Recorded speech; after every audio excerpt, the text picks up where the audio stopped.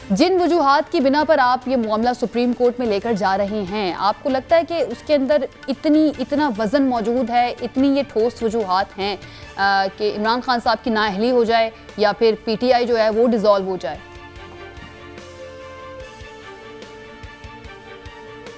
नादिर कबूल साहब, पाकिस्तान की हिस्ट्री की सबसे बड़ी सियासी करप्शन पकड़ी गई है, साबित की गई है। आज तक जितने भी इल्जामात आते रहे हैं वो सिर्फ इल्जाम तराशी की हद तक ही सही होते थे। ये पहली दफा पाकिस्तान की हिस्ट्री में हुआ है कि इतनी बड़ी करप्शन, मिलियंस ऑफ डॉलर्स मतलब अरबों रुपए की करप्शन पकड़ी गई है और उस शख्स की पकड़ी गई है जो अपने आप को कहता था कि मैं सादिक और अमीन हूँ, बाकी सारे चोर हैं, झूठे हैं। आज ये साबित हुआ है कि इमरान खान का ये भी झूठ था।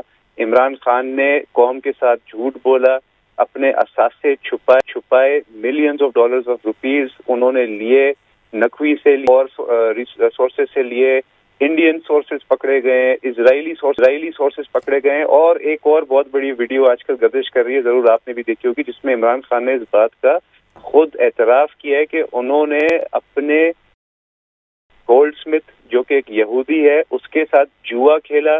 जुए में उन्होंने 20 लाख रुपए जीतकर इमरान खान साहब को दिए। तो बिल्कुल ये है वजूहात कि उन्होंने 34 अलग अलग नेशनैलिटी से पैसे वसूल किए, 350 से ज्यादा बैरूनी कंपनी से पैसे वसूल किए। इससे बड़ा क्या वजह हो सकता है कि जहां एक नवाज शरीफ साहब को इस बिना पे नाअहल पूरी जिंदगी के लिए करार दिया था कि उनकी रिसीवेबल्स उन्होंने रिसीव नहीं किए थे, पैसे उन्होंने लिए नहीं थे, उनके ऊपर अदायगियां उनको देनी थी और उन्होंने नहीं लिया, इसलिए उनको नाअहल कर दिया एक 3 दफा प्राइम मिनिस्टर को। तो इमरान खान साहब की तो बहुत बड़ी चोरी पकड़ी गई है और इसके ऊपर बिल्कुल हम जाएंगे, सुप्रीम कोर्ट में भी जाएंगे और हम डिमांड करेंगे कि पिछली दफा की तरह नहीं, इस दफा पूरा फुल कोर्ट बेंच बैठेगा ताकि इमरान खान साहब को कोई लाडले का सलूक नहीं किया जाए, उनके साथ कोई उनको सेफ एग्जिट या सेफ नादिर साहब, आपने नवाज शरीफ साहब का हवाला दिया, उनके केसेस का हवाला दिया, तो आपकी बातों से लग ऐसा रहा है कि आप लोग चाह रहे हैं कि लेवल प्लेइंग फील्ड होनी चाहिए, कि क्योंकि नवाज शरीफ साहब को इकामा पर निकाला गया था या तनख्वाह ना लेने पर निकाला गया था, तो इमरान खान साहब जो हैं उनको एफिडेविट या फिर वो जिस सर्टिफिकेशन की बात कर रहे हैं कि मैंने एफिडेविट नहीं दिया था बल्कि सर्टिफिकेट दिया था, उसके ऊपर उनको नाअहल किया जाए। तो ये क्या लेवल प्लेइंग फील्ड की कोशिश की जा रही है अगले इंतखाबात के लिए? नहीं, ये मैंने मिसाल इसलिए दी क्योंकि नवाज शरीफ साहब के ऊपर इतना एक कोई भोंडा कोई केस था, इतनी कोई छोटी मतलब बिल्कुल समझ से बाहर वाली बात थी और वो 3 दफा प्राइम मिनिस्टर थे। तो मैंने आपको इसलिए एग्जांपल दिया कि अगर समझता है कि इमरान खान साहब कोई बहुत ज्यादा कोई मतलब कोई 30 मार खान है, बहुत बड़ी कोई तोप चीज है या बहुत कोई बड़ी चीज है कि उनको कुछ हो नहीं सकता, तो मैं ये बताना चाहता हूँ कि जहाँ एक जगह जहाँ पे 3 टाइम प्राइम मिनिस्टर को ऐसे भोंडे केस पे नाअहल कर सकते हैं, तो इमरान खान की तो साबित हो चुकी है corruption. Election commission of Pakistan ने सबूत के साथ दिखाया है कि उन्होंने आर्टिकल 62 और 63 के तहत उन्होंने गलत एफिडेविट जमा कराया, मतलब उन्होंने झूठ बोला है, मतलब आसान लफ्जों में कि वो सादिक और अमीन नहीं रहे। तो इंशाल्लाह हमें पूरी उम्मीद है कि जब इन सवाबित जो फैसला आया है नादिर साहब उसमें सर्टिफिकेट का जिक्र है, उसमें एफिडेविट का जिक्र नहीं है और बहुत से माहिर कानून जो हैं वो इस चीज़ को डिफरेंशिएट भी कर रहे हैं कि एफिडेविट जो है वो एक अलग चीज़ होता है और सर्टिफिकेट देना एक अलग चीज़ होता है। बहरहाल इसका फैसला सुप्रीम कोर्ट करेगा कि एफिडेविट और सर्टिफिकेट जो है उसके अंदर फ़र्क और क्या इस मामले के ऊपर आर्टिकल 62(1)(f) का इत्तलाक होता है या नहीं। आगे बढ़ती हूँ, लालचंद मली साहब, अब ये हुकूमत जो है इसने बड़ा फैसला कर लिया है कि अब रेफरेंस दायर करेंगे पीटीआई के खिलाफ, इमरान खान साहब की नाअहली की बातें भी सामने आ रही हैं। -1 अगर हो जाता है तो आपको लगता है कि पीटीआई चल पाएगी उसी तरह से जिस तरह से इमरान खान साहब उसको लीड कर रहे हैं इस वक्त? आयशा, सबसे पहले शुक्रिया कि आपने मुझे अपने प्रोग्राम में मदद किया। सबसे पहले तो ये जैसे ही कल इलेक्शन कमीशन का जो डिस्प्यूटेड फैसला आया उसके बाद आपने देखा कि जो हुक्मरान इत्तेहाद है इसने 20 प्रेस कॉन्फ्रेंस की हैं, 24 घंटे कोई ना कोई इनका कोई बंदा टीवी पे प्रेस कॉन्फ्रेंस कर रहा होता है। लेकिन मजाल है कोई बात करे कि बलूचिस्तान में जो सैलाब आया है, जिस तरह से लोग बेघर हो गए हजारों, उनकी कोई बात करे, जिस तरह से सक्कर बैराज से आम जो शहरी की लाशें मिल रही हैं उसकी कोई बात करे, महंगाई की कोई बात करे, लोड शेडिंग की कोई बात करे, लेकिन पूरे हुक्मरान इत्तेहाद को इमरान खान का फोबिया है। अब उन्होंने आज पीजीएम की मीटिंग हुई जिसमें उन्होंने जो चीजें तय की उसमें कहा कि हम इमरान खान को का नाम जो है ईसीएल में डालेंगे। तो खान साहब कहते हैं ईसीएल में से वो डरते हैं नाम जिनका जाए जिनकी जायदादें बाहर हो, जिनकी मिल्कियतें बाहर हो, जिनके डॉलर बाहर हो, जिसकी करप्शन की दौलत बाहर हो। हमें तो बेशक आप आज डाल दें, हमें कोई फर्क नहीं पड़ता।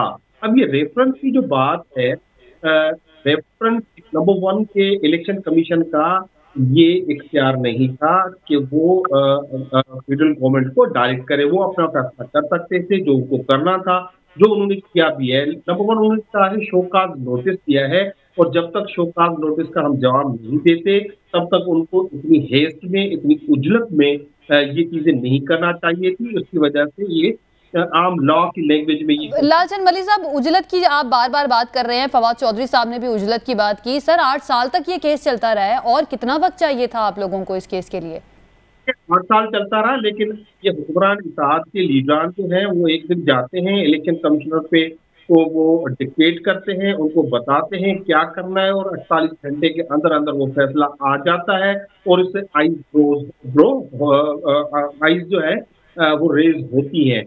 अब जो बात ये कर रहे हैं कि रेफरेंस करेंगे, किस चीज का रेफरेंस करेंगे कि पाकिस्तान का पहला वो सियासतदान है जो फंड रेजिंग पे पॉलिटिक्स करता है, चोरी के पैसे पे पॉलिटिक्स नहीं करता। आप इन पार्टियों की मिसाल ले लें, ये तो पार्टियां करप्शन करती हैं, मुल्क लूटती हैं, उसके बुनियाद पे जाके ये सब कुछ करती हैं। सर्टिफिकेट और एफिडेविट पे फर्क सब इनको समझा रहे हैं लेकिन इनको समझ में नहीं आ रहा।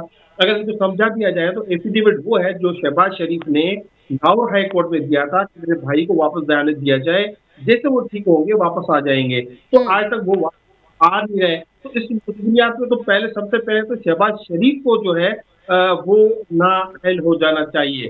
तो ये जो पाकिस्तान तहरीक इंसाफ के खिलाफ इन्होंने गठजोड़ बनाया है इलेक्शन कमीशन के साथ मिलकर, इनमें हिम्मत नहीं है, इनमें दम नहीं है। पाकिस्तान तहरीक इंसाफ पाकिस्तान की सबसे बड़ी पॉलिटिकल पार्टी है, उसको ना तो कोई बैन कर सकता है, ना उसको उसकी लीडरशिप को बैन कर सकता है। फवाद चौधरी साहब ने भी कहा राइटली से जैसे कि 60 सीटें हैं वो 135 सीटों वालों को जो नाअहल कराने की कोशिश कर रहे हैं। लेकिन सर इसका फैसला तो सुप्रीम कोर्ट ने करना है ना। अगर सुप्रीम कोर्ट की तरफ से इस तरह का ऑर्डर आ जाता है बैन करने का, डिसॉल्व करने का, या इमरान खान साहब पर नाअहली का कोई फैसला आ जाता है, माजी में मिसालें मौजूद हैं कि एक वजीर आजम को भी नाअहल किया गया था और उसके बाद उन पर तायात नाअहली भी लगाई गई थी। तो सर ऐसी एग्जाम्पल्स तो मौजूद हैं। ये कहते ना कि एक छोटी जमात या कम सीटों वाली जमात बड़ी जमात को बैन करने की बात कर रही है, तो सर ये फैसला छोटी जमात ने तो नहीं करना, ये तो सुप्रीम कोर्ट ने करना है। आयशा, आप इमरान खान और नवाज शरीफ की पैरेलल नहीं कर सकती। इमरान खान वो लीडर है जो डॉलर्स पाकिस्तान ले आया, जो अपनी सारी जायदादें बेचकर पाकिस्तान में पैसा इन्वेस्ट किया। नवाज शरीफ वो सियासतदान है जो भी यहाँ से कमाया, जो भी यहाँ से लूटा वो बाहर ले गया। उसकी औलाद है, वो कहते हैं कि हम पाकिस्तानी नहीं हैं। शहबाज शरीफ उसका एक बेटा है जो इश्तियारी है, शहबाज शरीफ के बेटे इश्तियारी हैं। तो इनका पैरेलल नहीं किया जा सकता। कानून की नजर में तो एक ही है ना, कानून की नजर में तो एक ही है ना। वो उस वक्त वजीर आजम थे, इस वक्त इमरान खान साहब साबिक वजीर आजम है। कोई कानून ऐसा नहीं है जो किसी भी हर चीज की एक इंटेंशन होती है। कोई भी कानून, हर कानून में मालाफाइड इंटेंशन देखी जाती है। ना उन्होंने किसी मल्टीनेशनल कंपनी से पैसे लिए हैं, ना किसी फॉरेन कंट्री से पैसे लिए हैं, पाकिस्तानी ने पैसे दिए। इतने फ्लॉज हैं इनके फैसले में, इतने फ्लॉज हैं कि अब हम उनको हाई कोर्ट में चैलेंज करने जा रहे हैं। और जो आप समझ जाए ना, आप इस बात से समझ जाइए 48 आवर्स से ये सिर्फ प्रेस कॉन्फ्रेंसेस कर रहे हैं, लेकिन अनक्लियर है आज तक, अभी तक इनको करना क्या है। ये बौखलाहट आ रहे हैं। कल हम अगर इलेक्शन कमीशन के सामने एक पीसफुल प्रोटेस्ट भी करना चाह रहे हैं तो उसके लिए वो डाकू जो है राना सनौला, उसको वो ले आते हैं, प्रेस कॉन्फ्रेंस करते हैं कि अगर वो आएंगे तो हम आंसू गैस मारेंगे, हम लाठियां मारेंगे। तो ये जो है एक डिक्टोरियल किस्म की हुकूमत है। सर पंजाब की हुकूमत लेने के बाद आपके पार्टी रहनुमा कहते हैं कि अब राना सनाउल्लाह पंजाब में दाखिल होकर दिखाए, तो आप बदले में क्या उम्मीद रखेंगे कि आप इस्लामाबाद जाएंगे तो फूलों की पत्तियां निछावर की जाएंगी आपके ऊपर?